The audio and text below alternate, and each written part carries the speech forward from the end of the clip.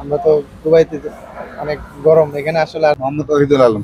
আপনার নামটা জানি কি? আমার নাম মোহাম্মদ নজরুল ইসলাম। ভালো থাকবেন, সুস্থ থাকবেন, নিজের স্বাস্থ্যের প্রতি খেয়াল রাখবেন, চুকলগুড়ি কম করবেন। আসসালামু আলাইকুম সম্মানিত ভিউয়ার্স, সবাই কেমন আছেন? আর্মেনিয়া থেকে আমি ইঞ্জিনিয়ার শামসুল হক। আর্মেনিয়ার রাতের দৃশ্য আমি আপনাদের সাথে শেয়ার করার চেষ্টা করতেছি। এটা হচ্ছে এরেবান সিটির অন্তর্ভুক্ত, ঠিক আছে? সো এখানকার একটি কার ওয়াশ সেন্টার আমাদের কাছে। সো আমি দুইজন বাংলাদেশি ভাই পেয়েছি যাদের কিছু এক্সপিরিয়েন্স আমি এখানে নেওয়ার চেষ্টা করব। তারা দুবাই থেকে এসেছেন, তারা নিজেরাই বিজনেসম্যান। সো যারা আমাদের ভিডিও কন্টিনিউ দেখেন অবশ্যই ভালো মন্দ জানাবেন, ঠিক আছে? সো দুবাই থেকে আমার দুইজন ভাই আসছেন। ভাইয়ের নামটা জানি কি? দুবাইতে কি বিজনেস করেন? আছে টাইপিং আছে, তারপরে মাশাআল্লাহ। আচ্ছা ভাই, দেখেন আপনি তো আর্মেনিয়াতে আসছেন, এখানকার পরিস্থিতি এবং এখানকার দৃশ্য আপনার কাছে কেমন মনে হচ্ছে? আমার তো খুব সুন্দর লাগতেছে। আজকে প্রথম দিন ঘুরলাম। মাশাআল্লাহ। মোটামুটি আচ্ছা, খুব সুন্দর। প্রথম দিন ঘোরার পরে এবং প্রথমে যখন এয়ারপোর্ট থেকে ল্যান্ড করলেন, কিরকম আপনার কাছে ফিল মনে হলো? ইউরোপ থেকে কতটুকু আলাদা বা ডিফারেন্ট কতটুকু, বা এখানকার কালচার আপনি কিরকম মনে হলো? কালচার মোটামুটি ইউরোপিয়ান স্টাইল মোটামুটি। হ্যাঁ, আপনি এর আগে কখনো ইউরোপে গিয়েছিলেন? না, যান নাই। তো আমি ইউরোপে সফর করেছি।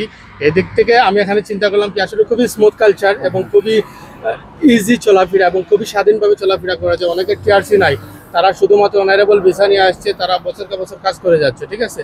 তো স্টুডেন্ট ভিসা অনেকে আসছে, তারা কিন্তু এখানে লাইফ সেটেল করে ফেলছে, আমি যতটুকু দেখলাম এখানে এসে। সো যাই হোক ভাই, আর আপনার এক্সপিরিয়েন্স যদি কিছু থাকে তাহলে একটু শেয়ার করবেন এবং আরেকটু জানাবেন যে এখানে নতুন যারা আসতে চায়, তারা এখানে এসে সেটেল হতে চায়, তাদের জন্য কিরকম হবে জীবন, মানের উন্নত মানের জীবন হবে কিনা ইত্যাদি একটু জানাবেন। না মোটামুটি তো ভালো হবে। মোটামুটি ভালো হবে, তাই না? যদি কেউ দুবাই থেকে অথবা অন্যান্য দেশ থেকে যারা এসে এখানে সেটেল হতে চায় তাদের জন্য খুবই ভালো হবে, তাই না? অসংখ্য ধন্যবাদ ওহিদুল আলম ভাই। ভাইয়ের কাছে একটু যাব। আসসালামু আলাইকুম ভাইয়া। আসসালাম। ভাইয়া কেমন আছেন? জি আছি, ভালো আছি। আচ্ছা ভাইয়া, আপনি কোথা থেকে আসছেন এখানে? এখানকার কালচার এবং এখানকার পরিস্থিতি? একটু রেস্টের জন্য, ঘোরাফেরার জন্য আসলে এখানে একটু ঠান্ডার মৌসুম, আসলে এটা একটু এনজয়।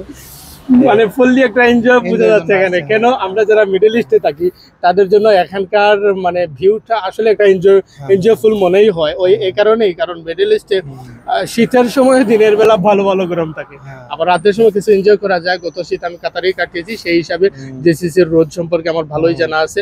তো ভাই, আপনি এবং যারা এখানে সেটেল হতে চায় তাদের জীবন মান কেমন হতে পারে ভবিষ্যতে? এখানে তো আসলে সব ইউরোপিয়ান স্টাইল, সব এখানে যারা আসতে চায় আসতে পারে। এখানে ইউরোপিয়ান সব সুযোগ সুবিধা পাওয়া যায় এখানে।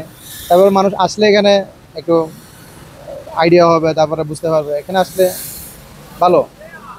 আপনার মতে এখানে আসা ভালো এবং এখানে যারা ভ্রমণ করতে চায় করতে পারে, কোনো নির্দ্বিধায় সমস্যা আসতে নেই, পারে এখানে। একদম ইজিলি। হ্যাঁ। অসংখ্য ধন্যবাদ। নজরুল ভাই, দেশের বাড়ি কোথায়? আমার ব্রাহ্মণবাড়িয়া। মাশাআল্লাহ, ব্রাহ্মণবাড়িয়ার লোকদের আমি খুব পছন্দ করি। একটা কাতারের অনেকেই জানেন, আমার অফিসে যারা আসছেন কাতারের ব্রাহ্মণবাড়িয়ার লোক সবাইকে আমি খুবই আসলেই রেসপেক্ট, এটা মন থেকে এটা ভালোবাসা। কেননা আমার একজন পার্টনার আছেন কাতারে, তিনিও ব্রাহ্মণবাড়িয়া। সেই জায়গা থেকে আমি ব্রাহ্মণবাড়িয়ার লোকদের খুবই রেসপেক্ট এবং খুব ভালোবাসার নজরে দেখি, কারণ উনি খুবই হনেস্ট একজন মানুষ। এ কারণেই আমি সবাইকে নজরেই দেখি। অসংখ্য ধন্যবাদ ভাই সময়টা দেওয়ার জন্য, ঠিক আছে? প্রিয় ভিউয়ার্স, আমরা দুইজন ভাইয়ের সাথে মিললাম এবং এখানকার পরিস্থিতি খুবই ভালো। আপনারা যারা আসতে চান আসতে পারবেন ইনশাআল্লাহ।